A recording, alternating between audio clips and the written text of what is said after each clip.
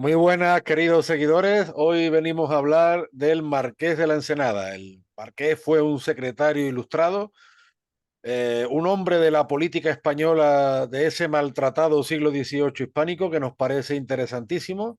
Pasó además por las respectivas administraciones de los grandes reyes borbones del siglo XVIII, como son Felipe V, Fernando VI y Carlos III, con sus más y sus menos, con sus luces y sus sombras, por supuesto, pero fue un gran reformista sin ser rupturista, es decir, todas sus ideas, algunas innovadoras, otras no tanto, pero siempre se mantuvieron de acuerdo a lo que él creía que eran los intereses de su patria, de España, bueno, y de toda lo que significaba la monarquía en aquella época, ¿no?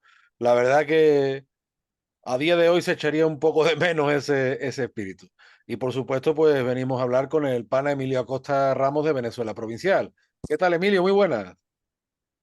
Hola Antonio, bueno, antes que nada, como siempre, darte las gracias por la invitación a tu canal de YouTube, Antonio Moreno Ruiz.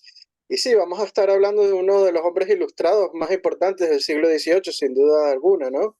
El Marqués de la Ensenada.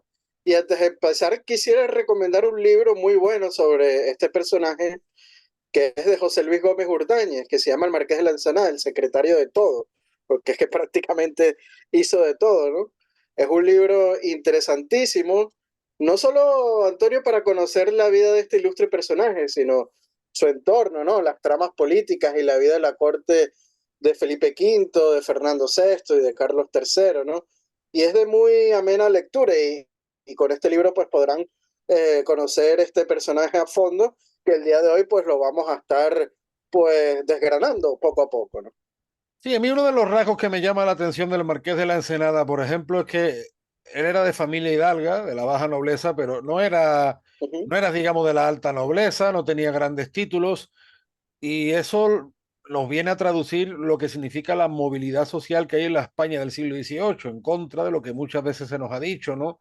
Que toda la época del llamado despotismo ilustrado pues fue una época estática, una época oscura, aburrida, nada más lejos de la realidad. Fue una época de muchísimo movimiento y vemos cómo gente pana de clase, digamos, bueno, atendiendo a lo que era la sociedad estamental del antiguo régimen. Vamos a situarnos en ese tipo de sociedad y vemos como gente de clase más modesta, sin embargo, llega a los más altos niveles de poder político. Pasa también con los Galvez.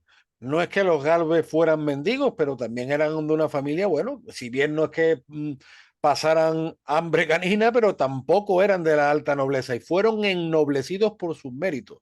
Esto yo creo que se va a ver cristalizado especialmente en la época de Carlos III. Carlos III dice a la virtud por el mérito, ¿no? Y determinados sectores de la nobleza pues, o de las clases más acomodadas nunca vieron bien este tipo de política. Igual que en nuestro tiempo, los señoritos de determinados apellidos pues no ven bien que una persona por sus méritos pues llegue a mucho más alto que ellos, ¿no? Como vemos esto, pues bueno, pasa en todas las partes del mundo y pasaba también en la España del siglo XVIII, pero vemos cómo especialmente estos tres reyes, Felipe V, Fernando VI y Carlos III, premian muchísimo el mérito, especialmente Carlos III, y el Marqués de la Ensenada, pues bueno, una persona que nace en un pueblecito de La Rioja, En Hervías. exactamente, él se traslada al pueblo de Azofra, en fin, y es una persona que tiene una educación esmerada, y lo que a mí me llama la atención es eso, cómo estas personas con ese potencial son entre comillas, reclutado, no sé si es la palabra más acertada, para labores de que a día de hoy entendemos de ministerio, porque claro, en el siglo XVIII no se hablaba tanto de ministerio, se hablaba más de secretario, ¿no? O de secretaría, lo que ya conocemos a día de hoy como ministerio. Eso es un rasgo del marqués que a mí me llama la atención, que lo vemos en Galvez y lo vemos en muchos otros grandes hombres del siglo XVIII. Totalmente de acuerdo contigo. Es un síntoma muy establecido durante la administración de los Borbones, ¿no? Traer a personas con luces y preparadas que no importaban de qué origen venía, aunque sí es cierto que el Marqués de la Encina era de origen hidalgo, pero de una familia muy humilde, hay Sí. que decirlo de esta manera. Claro, y Y ten en bueno, el cuenta, Marqués de... pana, que llega a Sí, ser caballero del Toisón de Oro y de la Orden de Malta. O sea, que no estamos hablando de cualquier, aparte de ser, como tú dices, el secretario de todo. sí, prácticamente como el libro que comenté anteriormente. Pero bueno, hay que decir su nombre porque muchos decimos Marqués de la Ensenada, el primer marqués de la Ensenada, pero Pero su porque nombre es era, más fácil, porque es más fácil decir sí, Marqués que decir Zenón, que es un nombre sí, complicado. Zenón de Somodevila y Bengochea, era su nombre, ¿no? Como tú bien dices, nació en 1702 en La Rioja, en un pueblecito, y bueno, poco se sabe, Antonio, de sus comienzos, salvo que contó con la protección de José Patiño, que había realizado pues el famoso catastro en Cataluña, ¿no? Ujú, Y bueno, el marqués fue renovador de la Marina y ministro de Hacienda de Felipe V. A los 18 años empieza en Cádiz su fulgurante carrera en la Marina, siempre con encargos civiles, hay que resaltarlo de esa manera también, ¿no? Y recibe su título de marqués tras la conquista del reino de las dos Sicilias para el infante don Carlos, que sería pues el futuro Carlos III, ¿no? Y como intendente de general de la Marina y secretario del infante don Felipe, otro de los hijos de Felipe V, en esa época se vive de cerca la bancarrota de la hacienda pública que es causada por los elevados gastos de las guerras en Italia, acordémonos, ¿no? ujú. Para lograr los tronos para los hijos de la reina de Isabel de Farnesio, que es por eso que Carlos III llega a ser rey de Nápoles antes de ser el rey de España, y en 1743 es llamado por Felipe V para ejercer de secretario de Estado y el de despacho universal de Hacienda, ¿no? Agregando como sus antecesores de guerra y marina e indias. Y Fernando VI le reitera los nombramientos en los que permanece un total de 12 años y alcanza, hay que decirlo como tú citaste antes, los más altos honores políticos como el hábito de Calatrava, el de San Genaro en 1742, notario mayor de los reinos, consejero de Estado, capitán general de mar y tierra, el Toisón de Oro en 1750 y la Orden de San Juan de Jerusalén en 1751. O sea, fue premiado por todos sus servicios a la monarquía hispánica de una manera muy destacada, ¿no? Claro, un hombre que venía de la hidalguía castellana, recordémonos que La Rioja no deja de ser parte de Castilla, parte de hecho de donde nace el romance castellano. Y una de las cosas que a mí me sorprende del Marqués de la Ensenada, primero, es cómo ha quedado inmortalizado su famoso catastro, ¿no? El catastro de Ensenada. Uh -huh, Y luego, él es un hombre que tú, como bien has dicho, nace en el 1702 y va con el siglo. ¿Qué quiero decir con esto? Que en este siglo la monarquía hispánica se toma muy en serio el hecho de sanear la administración, cosa que ya venía heredada del último Austria, del injustamente maltratado Carlos II, y lejos de romper con el pasado como algunos pretenden, no, no, hubo una continuidad en esa política de saneamiento y el Marqués de la Ensenada le va a y dar, ojo, que Carlos II también sabía de esos problemas y trató claro, de refrendarlos, ¿no? O sea, más bien es herencia de su padre, de Felipe IV. es correcto, no, no, sí. Y Felipe IV, el de a nuestro amigo Francisco Núñez del Arco, le gusta mucho su lema de todos contra nos y nos contra todos, o al revés, ¿no? Uh -huh, Bueno, sí es verdad que volviendo a nuestro personaje, a don Zenón, al uh Marqués, -huh, sí es verdad que él le dio mucha importancia a la cuestión tributaria. Había que ordenar la administración, había que ordenar la hacienda, había que racionalizar los tributos y sacar más partido a la riqueza, ¿no? Y eso nunca, eso siempre, como decimos, por determinadas familias, determinadas camarillas, nunca ha estado bien visto. Y en esta época, en el siglo XVIII, ya se habla de partidos, pero no de partidos políticos como lo uh -huh, entendemos ahora, sino de partidos como camarillas. Y a él se le asociaba siempre al partido de Bárbara de Braganza, ¿no? Mientras que a otro se le asociaba al partido de la llamada Reina Madre, de los Farnesio. Entonces, uh -huh. desde luego, los ambientes cortesanos de la época, en contra de lo que nos pueda parecer, resultaban de todo menos aburridos. Pero sí es verdad que el Marqués de la Ensenada, una de sus obsesiones, yo creo, fue sobre todo, bueno, la Marina, porque en el siglo XVIII Uh-huh, España se vuelca completamente hacia América, toda vez que se consolida su geopolítica europea, principalmente en Italia y en su alianza con Francia, las dos coronas, pero él mira mucho al Nuevo Mundo, como los grandes ilustrados españoles, y en el tema de la hacienda, la economía, hay que sanear y hay que eso, tener un sistema eficaz de tributo, aprovechar todas las riquezas que tenemos. ¿Por qué? Porque los Borbones van a siempre tener en el pensamiento que las regiones más desfavorecidas, tanto de América como de Europa, pues tienen que ser ayudadas por las más ricas. Y el Marqués de la Ensenada en el catastro, que a día de hoy podríamos decir que es un censo, Ujú, en esa, ¿cómo te puedo decir? Eso es muy del siglo XVIII, el tema de los registros, no los datos. ujú. Es el siglo del archivo de Indias. O sea, mucha documentación que poseemos a día de hoy. Fíjate, incluso los dragones de cuera, mucha documentación que poseemos de los soldados de los presidios los presidiales de América del Norte vienen del siglo XVIII. Entonces, es un hombre además que se encarga de documentar cuánta población tenemos, quién está tributando, quién no está tributando, a dónde tienen que ir los tributos. Fue un hombre que se empeñó en poner orden, ¿no? Eso es muy importante en el siglo XVIII. Sí, él al frente de sus tres importantes secretarías de gobierno entendió que la reforma de la hacienda era fundamental para mantener a a la monarquía hispánica en el más alto nivel, pensando a largo plazo sobre todo. Y hay que decir algo muy importante, Antonio, que era partidario de la paz a toda costa para la recuperación del país. Y su preocupación principal era sanear esta hacienda pública. Quiere sustituir las complicadas e injustas rentas provinciales por una sola contribución llamada el Real Catastro o Capitación, ¿no? Para que pague cada vasallo a proporción de lo que tiene, siendo fiscal uno de otro para que no se haga injusticia ni gracia, ¿no? Es lo que él consideraba de esa manera. O sea, que vemos que los impuestos pues pasan a ser de una manera más justa, ¿no? Y no tan abusiva en función de lo que puede ingresar una familia. Y para ello propone pues catastrar las Castillas a cuenta del Real Erario. Las ideas de reforma de Senado no eran nuevas, hay que decirlo así, Antonio. Uh -huh. Estaban en el ambiente europeo desde hacía un siglo, tanto en Francia o en Italia, y también en España, hay que decirlo así, porque ya venían planes para modernizar todo lo que es la hacienda pública, ¿no? Y bueno, a fin de aumentar la recaudación, hizo confeccionar este catastro que lleva su nombre y en toda la corona de, de Castilla para la determinación pues, de la riqueza rústica, de cara a establecer una contribución única que pagarían los más ricos, la nobleza y el clero. Y aunque todo hay que decirlo, la pérdida de los Países Bajos por el Tratado de Utrecht de 1713, pues aligeró la carga fiscal de continuos gastos que se habían producido, hay que decirlo, Antonio, un verdadero Vietnam de España. Es catastrófico esta guerra durante el siglo XVII en Flandes, ¿no?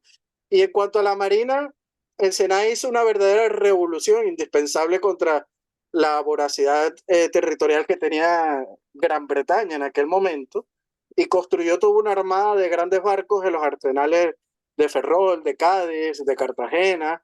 No nos olvidemos de La Habana, inclusive el arsenal que había en Maracaibo, ¿no? Uh -huh. También se construían estos grandes barcos y otros puertos también de la América Española, incorporando, hay que decirlo, nuevas técnicas inspiradas en lo más avanzado que entonces hacía pues Inglaterra, ¿no? Acordémonos que a través del inteligente espionaje industrial que hizo Jorge Juan en Londres y por los viajes de investigación de Antonio Ulúa, pues ambos supieron informar de casi todo, ¿no? O sea, tanto las modalidades renovadoras de la ingeniería naval como instrumentos de navegación, nuevos cañones pues más poderosos y precisos, fabricación de lonas y jarcias y muy especialmente la ardua tarea de la formación de la marinería para las tripulaciones, ¿no?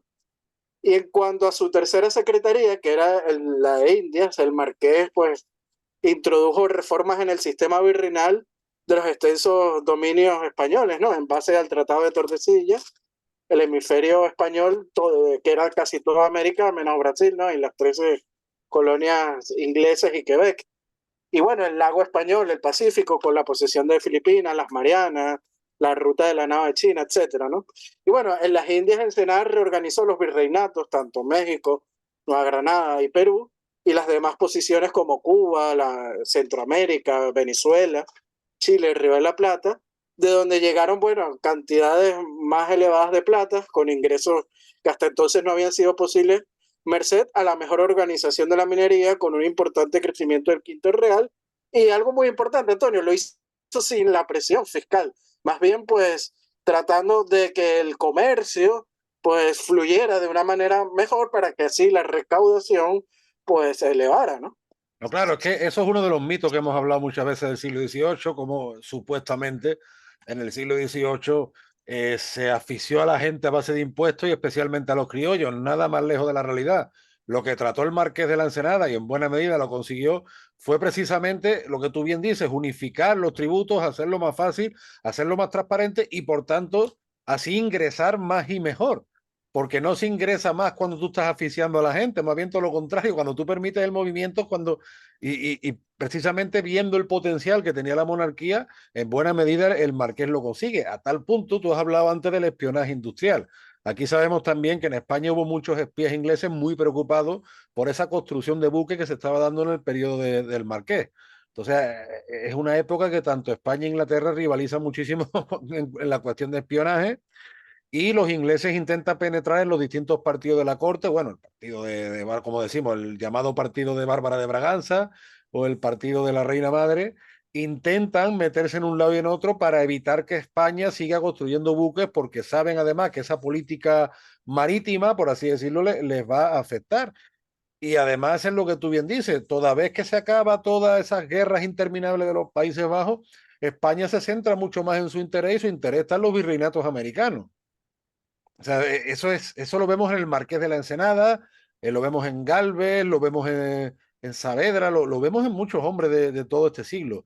Con respecto a que Don Zenón, el Marqués, era partidario de la paz, yo creo que ahí coincide mucho con el pensamiento de Fernando VI, porque Felipe V, digamos, por lo accidentado de su reinado, por así decirlo, es un rey que a base de una política belicista, si se quiere, logra reponer el prestigio español ante el mundo, ¿no? Y claro, Carlos III, si bien no es que fuera demasiado belicista, pero sí le toca un contexto demasiado complejo. Y sobre todo también porque Carlos III era partidario de una penetración más efectiva hacia los lindes la monarquía, tanto en el norte como en el sur del continente americano. Pero Fernando VI 14, 15, esos años de Fernando VI, 14, 15 años, él sí logra una política mucho más efectiva de paz, que yo creo que era La realmente, llamada Pax Hispánica. exactamente, que yo creo que era la visión que compartía con el Marqués de la Ensenada, como tú bien has dicho. Vamos a centrarnos en nuestros intereses, en la marina, en el comercio, y bueno, ya Felipe V nos ha dejado, digamos, el terreno abonado, vamos a relajarnos y vamos a mirar más por el camino quizá de la economía, ¿no? En eso yo creo que coincide, si bien pasando por estos tres reyes, hay un rey que yo creo que coincide en su línea política, que es Fernando VI. Sí, bueno, y si nos ponemos a analizar la caída del Marqués, cuando cae en desgracia, es justamente por querer cambiar esa política pacifista que él la defendió muchísimo durante los 12 años que estuvo anteriormente como ministro, ¿no? Uh -huh. Y también se atribuye el complicado juego de equilibrios entre Francia e Inglaterra, ¿no? Y a su reflejo en la política nacional, en que Ensenada era un admirador, y hay que decirlo, claro, partidario de Francia, pero en ese momento España y Francia pues estaban eh, teniendo conflictos y sus intereses estaban chocando, ¿no? Uh -huh. Y al final tuvo su tema central de su caída en el aprovechamiento, en el aprovechamiento de Inglaterra hacia la costa atlántica de Honduras, ¿no? De Palo de Campeche, lo que sería el actual Belice, ¿no? Cuando los ingleses se instalan ahí en Centroamérica, que era esencial para los tintes de la ya más potente actividad textil de Europa, que en aquel momento pues, representaba a Gran Bretaña. Y a ese respecto, Ensenada quería preservar por entero la referida industria de tintes para España, llegando a pensar en sacar a los británicos de la zona de la costa de Mosquito. Y fue esa aspiración, Antonio, aunque no está corroborado por ningún documento, pero es lo que más lógica se encuentra alrededor de la figura de la Ensenada, lo que sirvió para privar de la Ensenada a todos sus inmensos poderes, ¿no? O sea, desde el punto y hora en que el rey Fernando VI, que hay que decirlo, como tú bien dices, el más pacífico de los Borbones, Uh -huh. pues alertado por el mentado duque de Huéscar y sobre todo por la presión del embajador King, ambos alegaron que si Ensenada cumplían su propósito de expulsar a los ingleses de Honduras, ello significaría pues la declaración de guerra desde Londres y eso hizo que a partir de ahí pues empezara a decaer pues el poder del Marqués de la Ensenada eh, poco a poco, ¿no? Ensenada, hay que decirlo, pasa sus últimos 27 años alejado de la corte, se desterró en Granada, en el puerto de Santa Marina, de Santa María, en Medina del Campo, que es en donde muere en 1781, ¿no?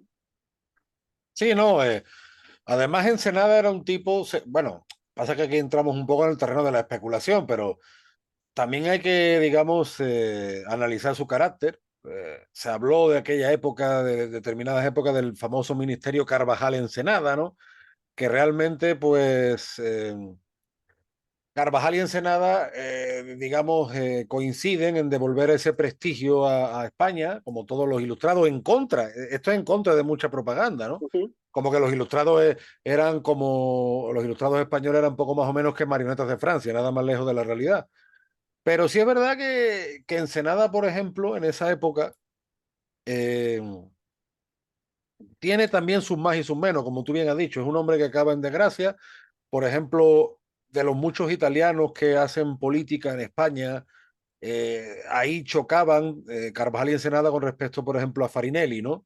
Farinelli además había presenciado pues cómo estaba evolucionando la marina inglesa, cómo estaban evolucionando algunas cosas en el continente, y había sus discusiones y sus más y sus menos. Hay una frase, bueno, no una frase, sino más bien un extracto de cuando Ensenada habla con la marquesa, ¿no? Con la marquesa de Salas, que dice, si yo discurriese y fatigase las potencias como ustedes, esto lo dice en 1745.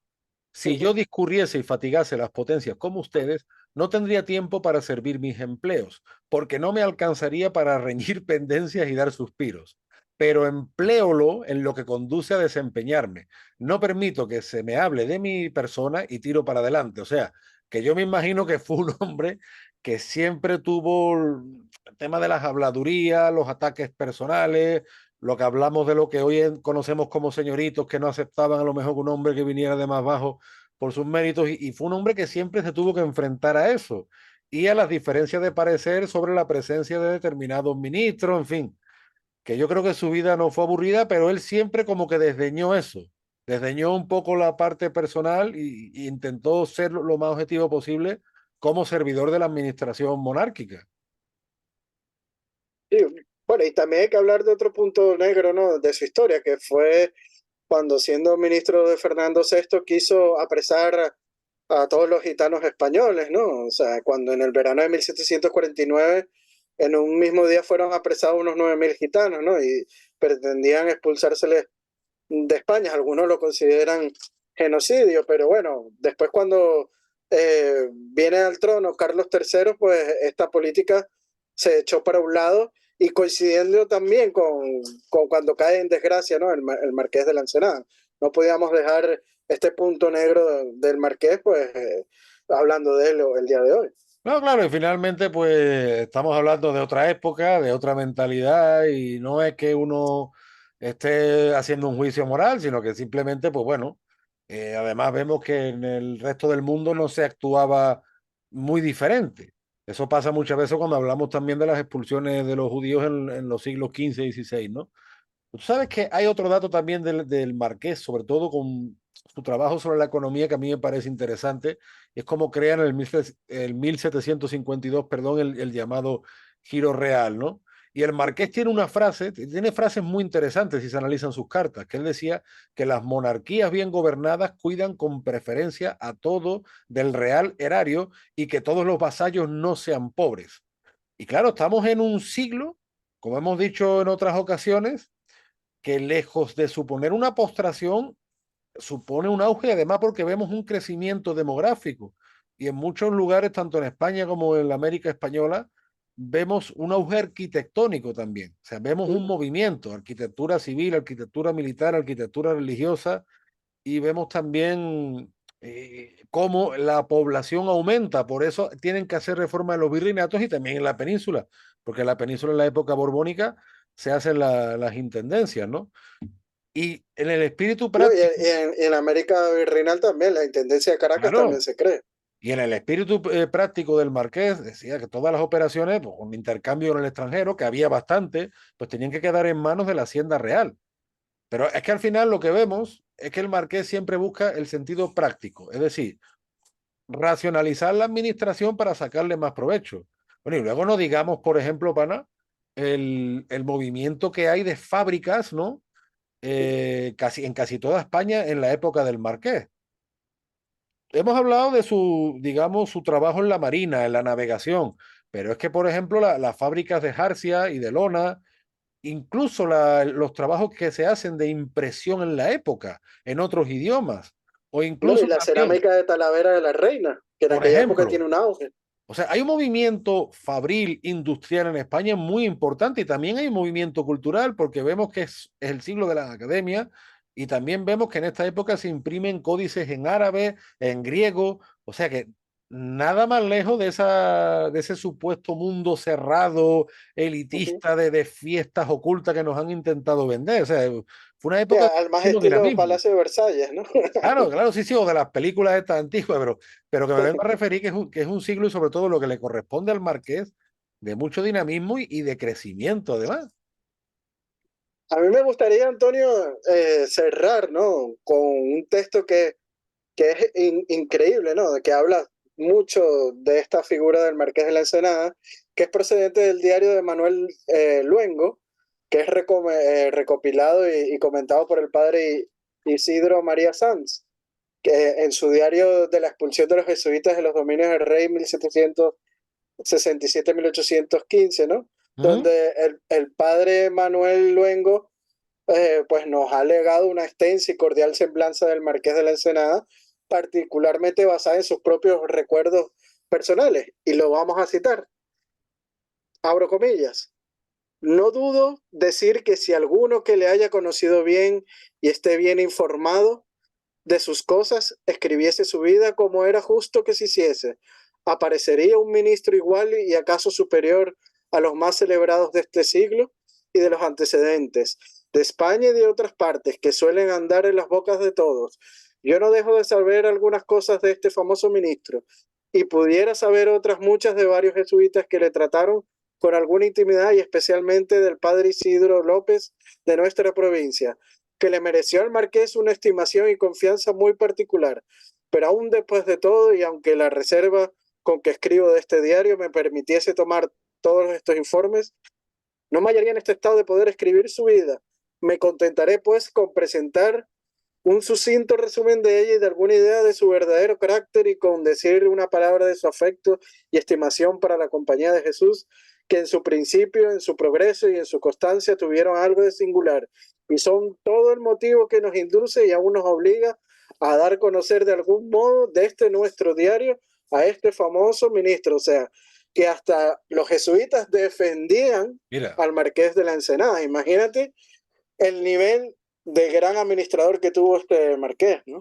es que fíjate que estamos hablando del 1752 y de la creación del Giro Real, pero es el mismo año en el que se crea la Real Academia de Bellas Artes de San Fernando. Ujú, Es que se crean tantas cosas y se trabaja en tantos campos diferentes.